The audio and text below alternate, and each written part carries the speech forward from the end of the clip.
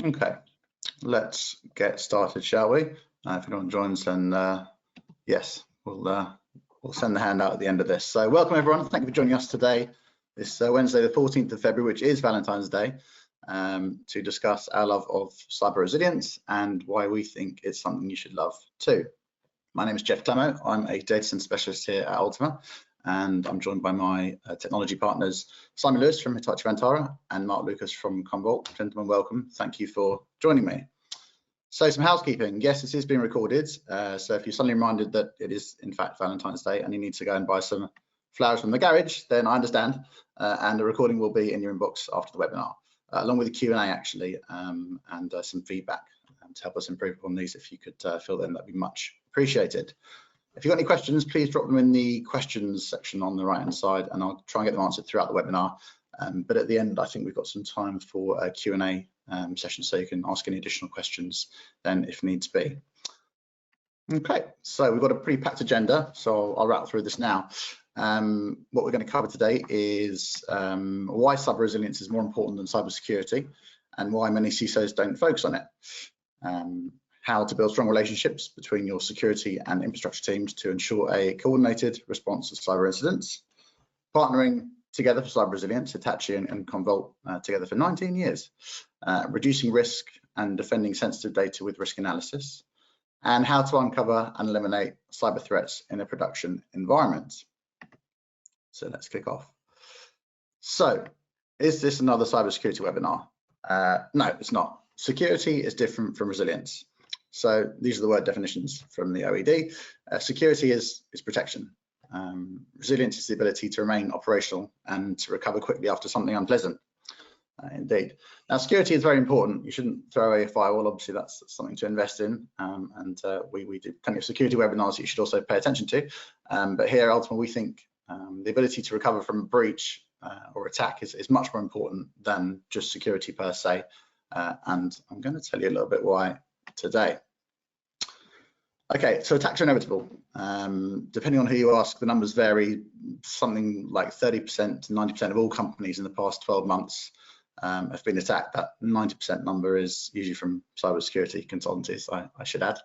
But if you take even a semi-trustworthy source, which is the UK government, with no agenda, you're looking at around 32% of companies overall in the past 12 months have received some sort of cyber attack or cyber breach, but the number is much higher for medium and large organizations. Of course, this number rises considerably if you go back 2 or 3 years. And lots of companies, these companies, they have good security in place. It's not like they're not running firewalls. They have next-gen firewalls, they have antivirus, and they're not being completely negligent. It's just that attacks are completely inevitable, unfortunately. In fact, Mark, you were just saying at the beginning of this webinar that you noticed the total number. I think you said the total number of breaches this year had already surpassed those of 2023. Is that correct? Correct. Yeah, we're just under 13 million breaches in January, which there was one event in January called the Mother of All Breaches, which was literally 26 billion records leaked. Crazy.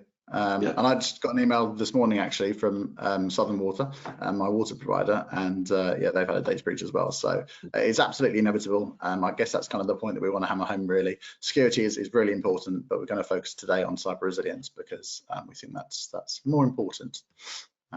So yeah, interesting stats there. So attacks come in many different guises. Again, despite the numbers differing depending on who you ask, phishing seems to be the number one route, seems to be the number one way to get credentials. Next up is user error, kind of lack of cyber training, which is arguably the same thing. Weak passwords. There are tools to help solve these issues, or at least alleviate some of the pain for them, but not all of them. So breaches are inevitable, and your security can't protect you 100%. So you need to think about what to do when the inevitable happens. So, what are you going to do? Can you continue mission critical business operations? How can you recover back to a full operational state in an acceptable time? If you can't answer these questions, then I'd say we have a problem. Hopefully that's why you've joined today, is to get some insights on how we can help you be more cyber resilient. It's not just the responsibility of the security teams. That's kind of people and process is something we did a video session that the three of us, it's actually Convert and myself, we've actually put it on our LinkedIn page in Ultima, so I'll see if I can get a link out to that. People and process is really important. So you know, the security team might not have done anything wrong. Someone might leave a laptop on a train. You know, what do you do then, essentially? You know, plenty of smaller organizations, they won't have a chief data officer or a backup administrator. You know, backups might be the domain of the sysadmins. It's very much a shared responsibility model. So hopefully that addresses the first point of the first part of the agenda, you know, why resilience is more important than cybersecurity. Basically because breaches are absolutely inevitable, and everyone needs a plan on how to be able to recover. You know, recover quickly, recover efficiently, recover back to a good, known, clean state. But the second part of that first point is, why don't CISOs focus on cyber resilience?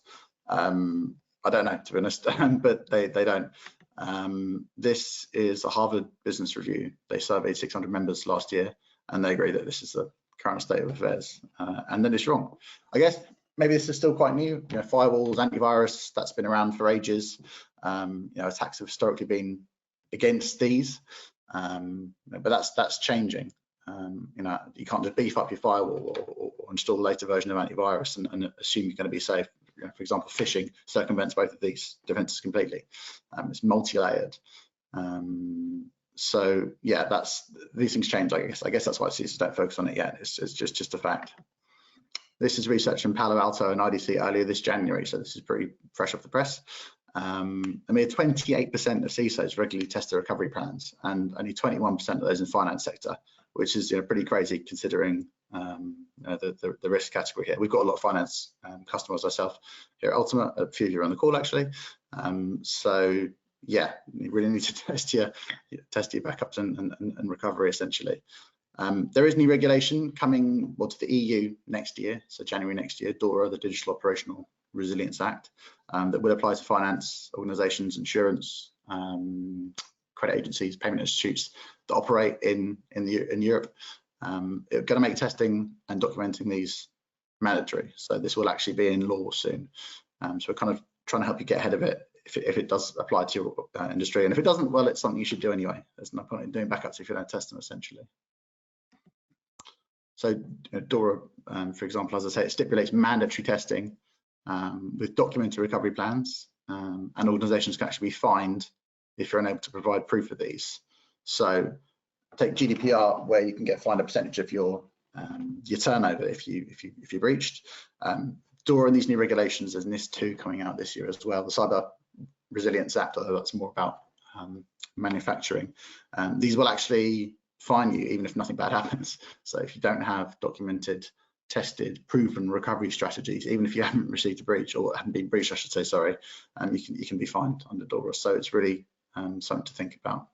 You know, a shift towards cyber resilience is absolutely mandatory, which is kind of the point we're trying to make here.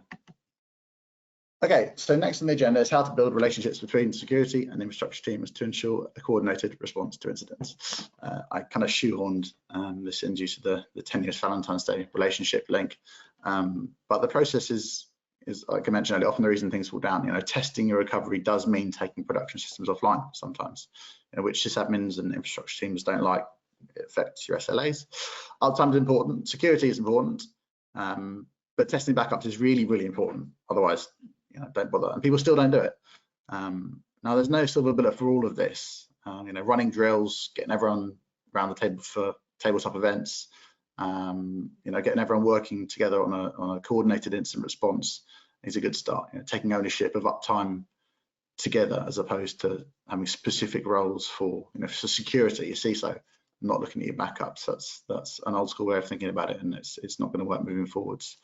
You know, coordinated means everyone knowing what to do. You can't just say, oh, if there's a breach, call Tim. You know, Tim knows what to do, because you know, Tim could be on a plane and uncontactable. That should not be in your run book. You know, so people and processes is very important. It's something you need to practice, you know, iterate, repeat, and you'll get better at it over time, essentially. So like I said, there aren't actually any silver bullets that are going to be able to resolve this for you, but there are some tools that we have to make your life a little bit easier, and we're going to go through a couple of them now. So Simon Lewis and Mark Lucas, again, thank you for joining me. Hitachi Vantara and Commvault have actually been in partnership together for 19 years, which is a very long time. In case anyone hasn't heard of either of these two companies, in a sentence or two, Simon, can you please tell, well, first briefly who you are, what you do, and secondly, kind of what Hitachi Vantara does, and then Mark, if you can do the same for Commvault and talk a bit about the partnership and why it's a good fit, that would be much appreciated. Yeah, thanks, Jeff. Morning, everyone. Simon Lewis, I'm a solutions consultant with Hitachi Vantara. I've been in IT for about 40 years now. So started out in operations and then storage management for the last 20 years, looking for various vendors in professional services and pre-sales. So what does Hitachi Vantara do? Effectively, we're a fully owned part of Hitachi Limited, one of the biggest companies in the world, and we are their IT infrastructure arm. So what do we do? We do all of the infrastructure that you see in your data centers, so compute, network storage, and more importantly, the software that manages and automates that environment for you. Over to you, Mark. Fantastic, thanks, Simon. So yeah, Mark Lucas. I've been at Commvault for 9 years as a channel sales engineer. And what makes Commvault unique? Well, we're going to be talking about that in just a moment. But we're a backup and data management company. We've been around, as I mentioned, for 27 years, if I haven't mentioned that already. And there's things that we do that make us unique.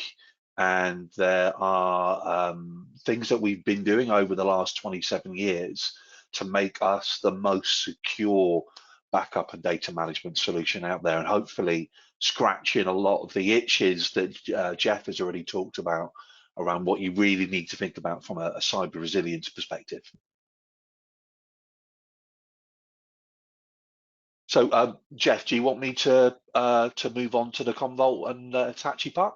Yeah, absolutely. I guess just a quick point to mention, if anyone's got any questions, like I say, we'll have a Q&A session at the end. But instead of just us sitting there in silence waiting for somebody to type them out, if you've got any, please put them in the question box on the right-hand side, and I'll try and get them answered if they're not by the slides throughout the webinar. Otherwise, no, you crack on, mate. Thank you. Fantastic, cool. Okay, so just to sort of reiterate some of what Jeff has already touched on, and we're going to have a little bit of a passing the baton between me and Simon to talk about this alliance that Jeff talked about between Commvault and Hitachi. It's been going, we're in our 19th year, and there's a damn good reason why we formed this partnership, which is a combination of what Commvault does from a backup and data management and security perspective, and obviously Hitachi being the best of breed from storage perspective. But yeah, we formed this alliance because the threats aren't going away. We've already talked about this morning that the number of data breaches globally have already surpassed all of 2023, and ransomware attacks are also evolving. It was estimated in 2019 that by 2031 there was going to be an attack happening every 2 seconds. It's already a lot worse than that. Every second now there's 19 separate ransomware attacks. So I know that it's the first sort of cliche that we talked about already today. It's not a case of if, it's a case of when. And Jeff was also talking about from a CISO perspective.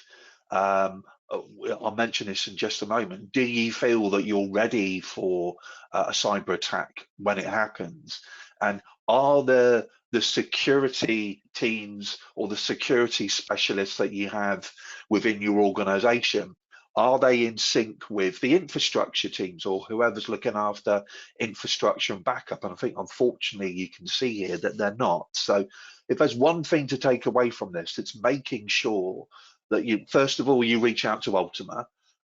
So they can definitely help you with having a much more cyber resilient approach, but also make sure that when you have that discussion with Ultima, and then ultimately, no pun intended, Commvault and Hitachi, that you have representatives, whoever's looking after security and also looking after infrastructure and backup. Because if you do have a CISO at your company, well over half of them agree that they're just not prepared. So whatever you can do to help them in making sure they are cyber resilient or more cyber resilient, everyone's a winner then. And yeah, I mentioned before that ransomware attacks are evolving. You go back, 5-6 years, they were just encrypting the data. That was a traditional ransomware attack. Now that it's a double, triple extortion attack, it's encrypting the data. That's never going to go away. But they're also stealing and exfiltrating the data. And that's why there's so many data breaches that are happening, because if you don't pay the fine, it may well be that you've got a good backup. You can go back to that, your last known good backup, and carry on business as normal. But now that's the dictionary definition of closing the stable door after the horse has bolted, as far as that's not going to help you from a data breach perspective. And you can also see here it's AI being blended into these ransomware attacks to make them more sophisticated. Jeff talked earlier about phishing attempts. They're becoming a lot more successful now, because traditionally you could spot phishing emails because the language was terrible. But now AI is being used to make sure that they're absolutely on point and you're not going to spot them as easily as you did before. But last point I'm going to make here is that they're also targeting the backup and the security infrastructure. So that safety net that you were relying on from a backup perspective, that could actually be taken away as part of the ransomware attack. So you won't be able to rewind back to your last known good backup because that's been removed for you as well. So, and reputation, there's a huge focus on the international media lately around data breaches. And it can be the death knell for your company if you have a data breach that's been reported. And I know, for example, Jeff mentioned, I think it was your water company that have sent out a letter that they've had a data breach. Yep. Straight away for your customers, they're going to think, if you have to send that letter out, even though that's part of the procedure, it's going to make them think, okay, well, it's my data that you have. What data has been linked? And it's going to really start to damage your customers are going to be potentially hemorrhaging and moving on to your competitors as well. So from a backup perspective, well, there's really two pills that you can take. You can take the red pill, which is using multiple backup solutions. You start off with one, and the moment that you find out that that backup solution doesn't give you the data coverage that you need, then you'll go out and you'll look at other tools. So I think it was ESG that reported in a survey they did on our behalf. Some of the people they talked to were using 15 different backup tools. That's not surprising to me when you take into account the number of native, like cloud native and SaaS native backup tools that potentially that you're using. It all adds up to the same thing. It's a fractured approach to backup and data management, and it might be better to think about the blue pill and having a single pane of glass, which is what Commvault and the Commvault and Hitachi data protection suite solution is all about. I mean, if you were to sort of close your eyes or imagine for a moment, you've just been told you've had a ransomware attack, would it be better to try to figure out how do I recover my data using up to 15 different backup products, including cloud native and SaaS native solutions?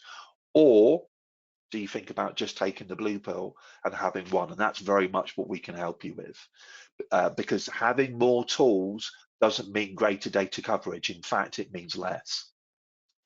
And yet Jeff mentioned, again, when we send out the PDF version of this deck, there's links in here for you to click on around the data privacy regulations. They're about to rear their head, and rear their head, not their egg. What I would strongly suggest is what's happening with DORA in the financial industry. I would be very surprised if that doesn't leak out to other industries as well. I think it's actually an excellent initiative around making sure that you have a disaster recovery plan for the financial sector. So I see that creeping into other regulations very soon. So from what approach do you need to take from a cyber resiliency perspective? One of the best frameworks that's out there from a security perspective is the NIST security framework. And again, when you get this in a PDF format, you'll be able to click on this and access a buyer's guide that goes into what NIST is, and then also how Commvault adheres to very closely to the 5 pillars of the NIST security framework. But for me, the reason why we zeroed in on NIST is because they were the first security framework to intelligently talk about zero trust. And everybody knows what zero trust is all about. You know, having that metaphorical bouncer on the door of your data with a clipboard, you know, your name's not on the list, you're not coming in. But surprisingly, 59% of companies out there have yet to implement a zero trust approach. So NIST is a good way to start. So this is a culmination here. So I probably clicked a little bit too much there. This is a culmination of the NIST security framework and also MITRE-CREF. And this really hits the nail on the head of what Jeff was talking about earlier, that traditionally the security tools that you use, that you think about, the firewalls, and all the other security software that you're using, tend to sit on the perimeter. And then once those bad actors have actually cracked the perimeter, what layers of defense do you have to make sure that they don't get to your crown jewels, which is actually your data?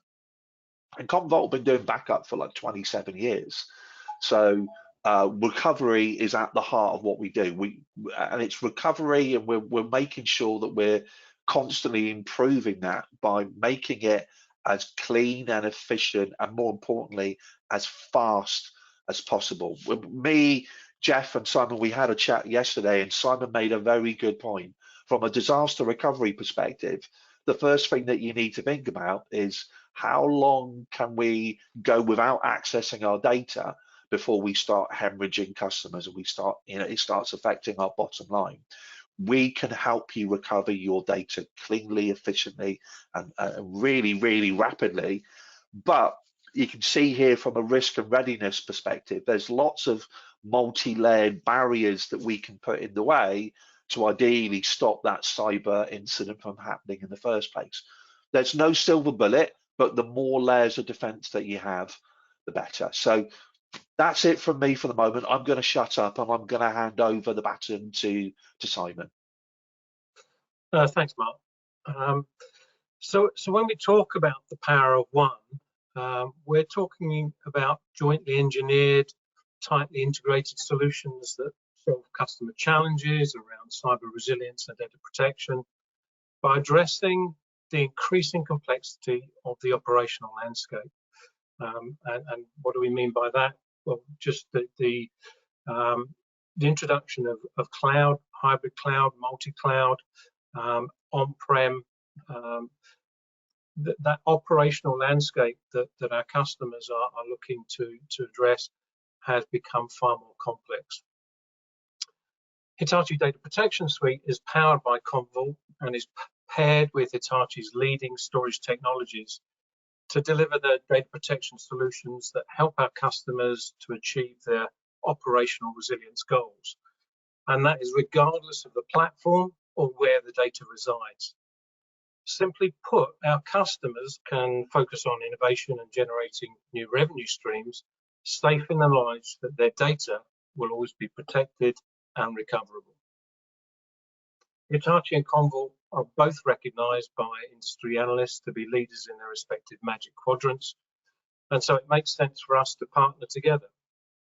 The benefits for our customers go beyond the obvious technical synergies and deliver simplified software and hardware support for the overall solution, with flexible and innovative ways to consume the solution based on CapEx, OpEx, or full managed service offerings. Mark, if you could flip to the next slide.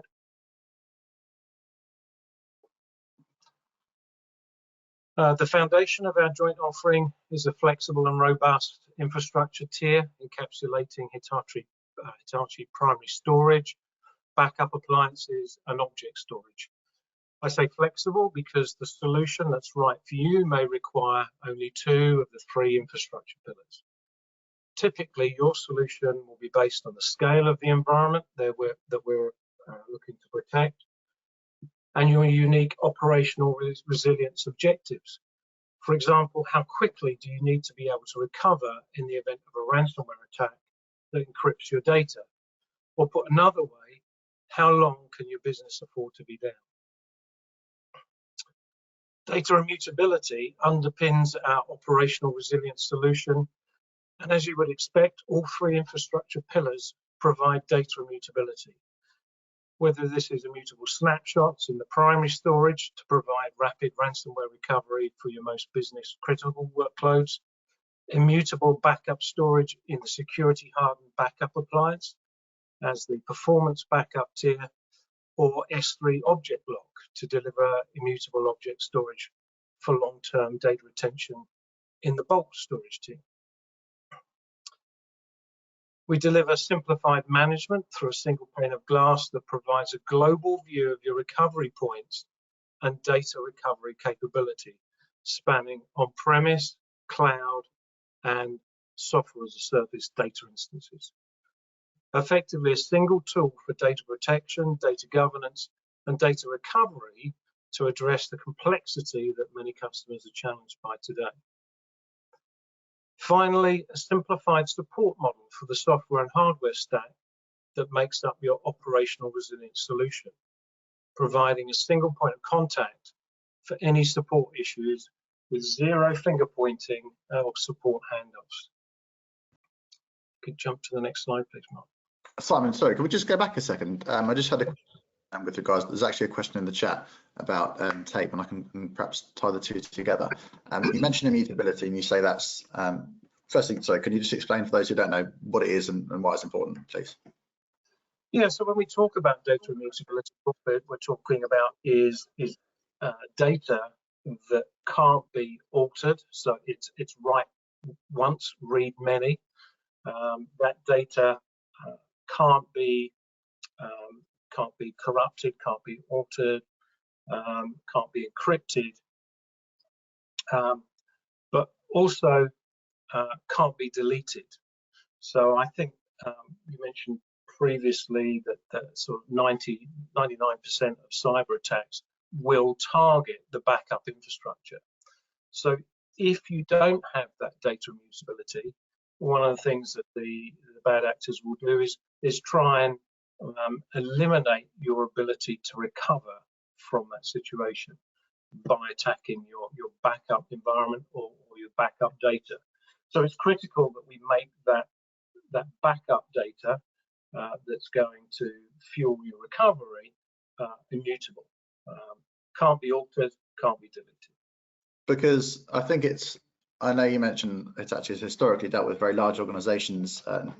You're moving a lot into the mid-market now, I understand, but you said immutability is key, everyone has that. That's not always the case. Why do you speak to reasonably sized organizations who don't have immutable backups? And I guess it's fair to say that if everyone had, from an encryption perspective, if everyone had immutable backups, then ransomware simply wouldn't be an issue. You'd be able to recover from a backup from a week or 2 ago. You wouldn't have to pay the ransom, and that would kind of be the end of it. We're obviously excluding data exfiltration because that's just sharing the data. You can't necessarily stop that, but I think it's quite important to hammer home the importance of having, for a start, immutable backups. Yeah, and then once you've got that data immutability in your backup environment, as I say, that's key, that's the foundation. Then you go back to the basics of data protection, which is all around recovery point objective and recovery time objective. So, if you're going to be recovering after a ransomware attack, how far can you afford to go back to? How recent does that latest backup version need to be? And secondly, how long have you got to recover from that event? So those are the key things. But it's all underpinned by data immutability in the backup environment. And the question was, is it faster than tape? So I guess it's a bit of an open-ended one, yeah. So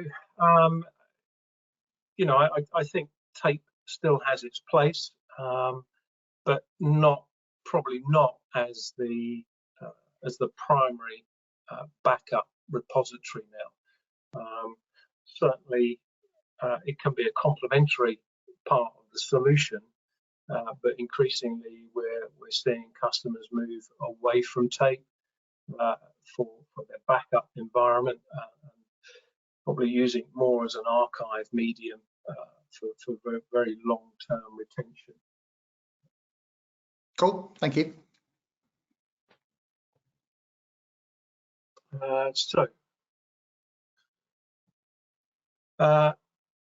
As we've heard on numerous occasions, I think the Commvault and Hitachi alliance spans over 19 years, and we've summarized this in 4 simple points. So, 1, simplified data management that is policy-based, automated, and highly scalable. 2, 1 partner for all your data management needs to reduce costs and complexity.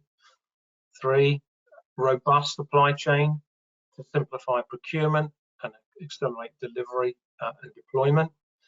And 4, reduced support costs by eliminating point solutions and data silos that Mark alluded to.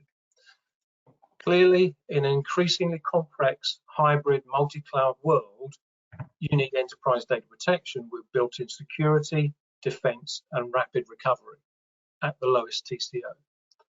Hitachi Data Protection Suite, powered by Commvault, protects data wherever it lives by leveraging Commvault's market-leading pedigree in data protection and Hitachi's advanced storage solutions, combined in an integrated solution that removes complexity and the need for multiple data protection tools.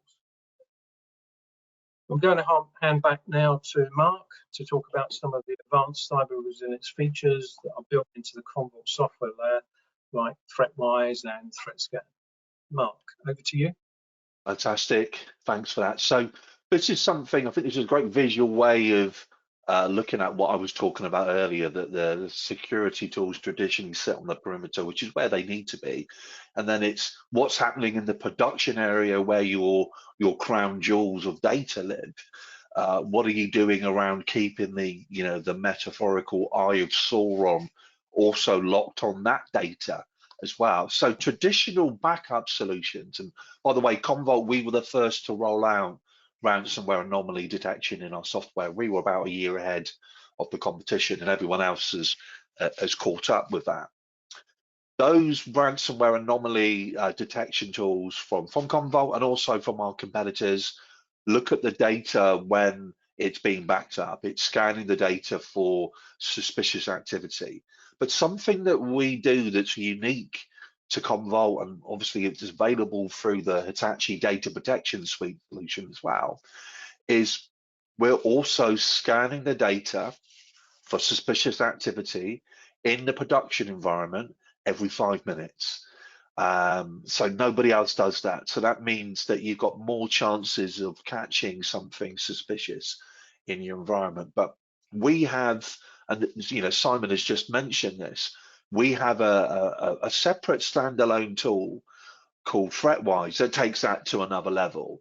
And just to very briefly explain what you get with ThreatWise, that it's stopping, ideally it's trying to put in as many barriers in the way from stopping this bad actor over on the left-hand side from being able to access your data.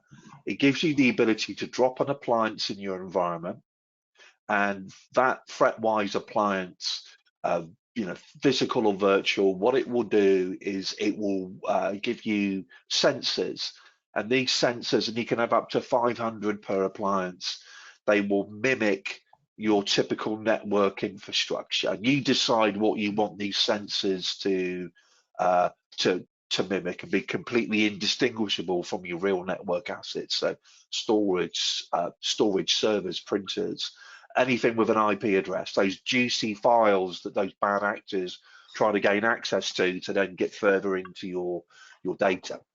And that does two things. The first thing that it does is it massively dilutes the attack surface. But secondly, when a bad actor actually touches one of these ThreatWise sensors, you will get a huge amount of intelligence, you know, the IP address of where the attack's coming from, exactly what that bad actor is trying to do, mapping what they're doing, their activity to the MITRE security framework as well. From number one, they're trying to do their reconnaissance all the way through, they're about to drop a ransomware attack. And that level of intelligence won't just come through the Commvault ecosystem. You can also hook in what ThreatWise does into your third-party security ecosystem. So as many people as possible will know that something's going on. So that's ThreatWise. Risk analysis is very much, I mean, I class ThreatWise and risk analysis in the secure and defend section of what it is that you get available from Commvault. And then we're going to talk a little bit later on about how we can help you rapidly recover. Risk analysis is, you know, you point it at your data. It will, I suppose the name is, you know, is pretty self-explanatory. It will analyze your data, and then it will then come back and it will give you, you know, two key messages. The first one being, look, you've got data in here that you've not accessed. It's not, you know, rot. It's not relevant. It's obsolete. You know, it's time for it to go, basically. And you'll be able to move that data to, you know, lower tiered storage to free up space on your more expensive storage, or you can choose to delete it. What it will also do is call out, look, you've got sensitive data in your environment that you perhaps not taken the relevant steps to make sure it is as secure as possible, or perhaps you've got it located somewhere that's ripe for a data breach. So yes, that's going to help you reduce your storage footprint and be more efficient with your storage, but it's also going to help to reduce the footprint for a data breach as well. ThreatScan, this one sits very much on the how can we help you to recover as quickly and efficiently and, more importantly, cleanly as possible. ThreatScan is constantly scanning the backups, and if it picks up any suspicious activity, any dodgy data, it will quarantine that data for you, and then it will then provide you with a timeline where you can rewind back to when your last known good backup was available, and then you can recover from that backup as well. So just to, I suppose, summarize a lot of what we talked about today with this joint Commvault, Hitachi and Commvault solution, the Hitachi Data Protection Suite. It is providing that single pane of glass. Doesn't matter where your data is, you will be able to have visibility of that data. You'll be able to back it up wherever it is. And because we've been around for 27 years, we go way, way back. So we go back to mainframe if that's needed. All those weird and wonderful legacy workloads that you have, will be able to back them up. But we were also the first to back up to the cloud. We were backing up Azure for Microsoft privately before they even released it. We were the first to back up to, you know, Kubernetes has been mentioned. We were the first to back up to Salesforce. We're constantly thinking about how can we be at the leading edge and bleeding edge of what we do. Then again, making sure that it doesn't matter where you go in the future, that you're going to have that single pane of glass.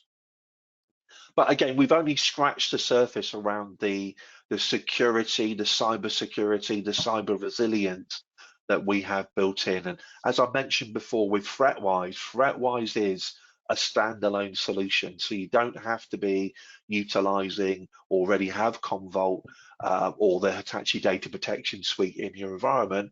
If you think ThreatWise is important to you, go for ThreatWise, and then you can unlock all the other capabilities of what we have through the Hitachi Data Protection Suite. Then you've got, you know, we've had automation, machine learning, and obviously AI. We've had that in our platform in one form or another for over a decade. We appreciate how important it is. And you'll see in just a moment, part of fighting AI with AI is making sure that our platform integrates with those leading AI and security platforms, so we can share information and we can all be much more aware of what's going on. Yeah, why use multiple backup solutions? And don't forget that includes your cloud native and your SaaS native tools, because if you're doing that, let's say, for example, and again, I know I seem to be picking on Azure a little bit, but let's say you're using Azure native backup. What that doesn't do is enable you to take that much more of a multi-cloud approach, where you might want to back up your data to Azure and then have another copy of that data in AWS or Google, or any other of the 40 clouds that Commvault support. So again, we make it where we have that single pane of glass where you can control and back up your data regardless of where you want to put it. You're not going to be locked into a particular cloud ecosystem. Plus, boil it down to its simplest perspective with a cloud native tool. When you're taking data from on-premise to the cloud, that cloud native tool isn't going to deduplicate the data for you. So there was one customer that we had recently where it was a lot of data. They had 11 petabytes of data, and then after we put it through dedupe, it resulted in 2 petabytes of data. I think you probably would much prefer to move 2 petabytes of data to the cloud, where we will dedupe it before we move it to the cloud, other than 11 petabytes living up there as well. And yeah, broadest workload coverage. Again, when you get this PDF, there's a link in here that shows you the breadth and depth of coverage that we have, and it literally is world class. So the last Gartner Critical Capabilities report, where they list all the backup vendors who appeared in Magic Quadrant from 0 to hero, we were ranked #1 in 6 of the 7 use cases, which means that we're basically being called out as being the best solution out there for all those mission critical workloads and examples of what you want to do with your data. And then here's an example of some of the ecosystems that we integrate with from an AI and from a security perspective as well. So you get a lot of bang for your buck, where we're helping you to be more cyber resilient. But it's not just about that. It's also about reducing your TCO. Typically, it tends to be up to 5x lower when you go through Commvault. But when you think about being more holistic and having that single pane of glass and reducing your TCO, that's also going to help you from a sustainability perspective as well. Now, I appreciate sustainability isn't the #1 priority for you, but if you can have a solution that helps you be more holistic, more secure, and more sustainable, then really it's a case of winner, chicken dinner on that one. So that's enough from me for the moment. I'm just going to hand back to Jeff to see about the wrap up. Yeah, perfect. Thank you. We did actually have a question, and well, I'm not sure. What metrics can you provide to measure the effectiveness of your solution and overall risk reduction? I'm actually going to take that because there's 2 ways that you can recover from backups. Hitachi have a solution, and it's been around for a while, and they have a case study where they recovered, correct me if I'm wrong, Simon, 1,500 VMs in 70 minutes, I believe, which is quite impressive. That's a Hitachi specific solution. I think Commvault also have a solution, Cleanroom, which is relatively new, I believe. So I don't know if you've got any published case studies on that, but there's different ways you can recover. And yes, that is one of the metrics. And I'll see if we can get that sent out with the follow-up. 1,500 VMs. Recovered in 70 minutes, so those are some metrics as you asked. I guess it's difficult to talk about all of the attacks and threats that are thwarted because they don't tend to make the news. But from a recovery perspective, which is really what we're talking about here, we're talking about cyber resilience, the ability to recover. Yeah, 1,500 VMs, 70 minutes. So we'll get that included in the handout. So thank you for the question. But yeah, perfect. Thank you very much for that, chaps. That's all good stuff. Okay, so on the wrap up, I think hopefully that's given an audience something to think about. The importance of cyber resilient infrastructure can't be overstated, I don't think. And as per the new regulations coming next year, which you mentioned, NIS2 this year actually, DORA January next year, the stipulating measures have to be in place for testing and documenting your ability to be cyber resilient. We're not the only ones who feel this way. This is going to be in law soon, with fines handed out for non-compliance. So you need to ask yourself and all your IT organization, are you cyber resilient essentially? You need to identify sensitive data first and foremost. You don't have to put super tight controls around all of your data, because this inherently restricts the usability and access to it. Start with your crown jewels, start with the PII stuff. Start with the stuff you can get fined for, in a GDPR type breach, etc. We got tools that can help you identify this, threat-wise, risk analysis. Backing up alone isn't sufficient, as we said. Mutability is a great start, so make sure you've got immutable backups, absolute basic. They're almost always targeted by ransomware though. Make sure they can't be edited, make sure they can't be deleted. S3 object locked, worm, write once, read many. Compliance mode if needs be. These are all things that you can consider to put in place if you don't have already. You've got to test recovering from your backups, which we discussed rather. You've got to make sure they're clean. It's hard, due to the time between incubation and actual infection deployment. It can be quite a long time, so it's hard to know which of your backups to recover from, which are clean. But we've got tools to help you with this. Threat scan, etc., can help identify kind of clean backups to recover to. Before we even get there, we'd like to try and see if we can prevent the attacks in the first place. In addition to the security measures that you hopefully already have in place, early ransomware detection, to make sure that attackers don't get to your live production data. There's tools in the Commvault arsenal with the honeypot or canary VMs, I think you call them nowadays, to kind of steer the attackers in a certain place and then alert you that that's happened. But not a lot of organizations, according to Commvault, according to that slide of Mark, only 12% of organizations actually have that in place at the moment. So yeah, this is the message we're putting out. It's really important, and it's things that it's not happening already. If it was, like I say, ransomware wouldn't be an issue, which it certainly is. So what's the next step? Where do you go from here? Look, if you're 100% set and you've ticked all the boxes, and you've got all that covered, you can recover in a timely fashion, then congratulations, good work, go and have a bit. If, however, you think there are areas that you want to improve upon, and you'd like us to help point you in the right direction, or just have us do it all for you, then we can do that. And the place to start with is our backup and disaster recovery assessment. So this is an Ultima led. It is vendor agnostic, I'm afraid, chaps, but it's about processes more than anything else. It's a discovery to find out kind of where you are with your cyber resilient posture, I suppose, and where you want to get to and how we can help you get there, with tools and processes to put in place to help you achieve that, essentially. If this is something you'd like to take advantage of, please get in touch with me. My contact details are on the bottom of this slide, and I'll be in the handout that we send after, along with the recording, and a quick questionnaire, a really quick questionnaire, just to make sure that this is the kind of stuff you guys would like to hear about. We're always looking to improve and think of new topics to cover, so if you could get that back to us, it'd be much appreciated. But if you've got an account manager at Ultima, if you're an Ultima customer, feel free to get in touch with them. This backup and DR assessment is definitely the place to start. It's just discovery, and we'll take it from there, essentially. And I think that's pretty much it, actually. I can't see any more questions. I guess we'll give you just a couple of minutes to see if you wanna type any more in there. But other than that, I know how can we ensure backups are clean? We've sort of covered that already. Yeah, I mean, there's essentially two ways of making sure that your backups are clean. It's using tools like Threat Scan to make sure that when you recover from a backup, that that backup, it doesn't have any nasties, it doesn't have any malware in it, and being able to rewind back to that point in time where you know that you have a clean backup.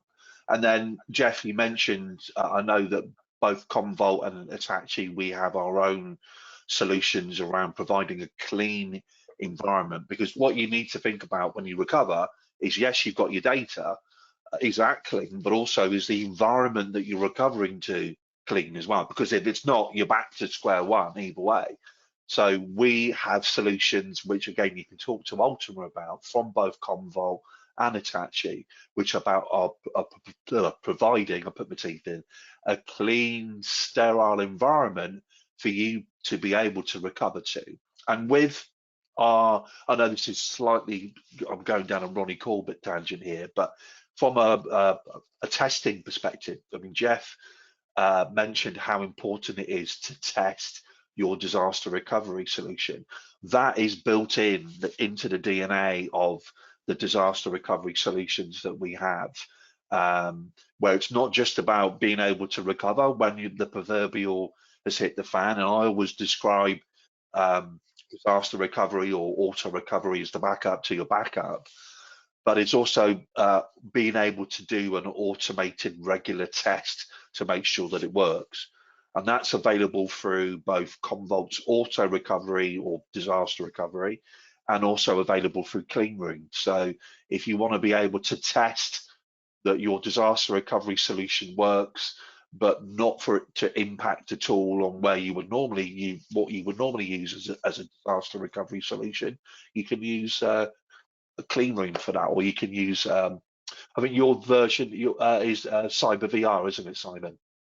Yeah, correct, Mark. So that uses our immutable snapshot capability within our Hitachi VSP storage arrays, and our snap on snap feature to effectively be able to spin up a digital twin of your environment within minutes, to then leverage that to as part of a recovery from ransomware attack or patch testing,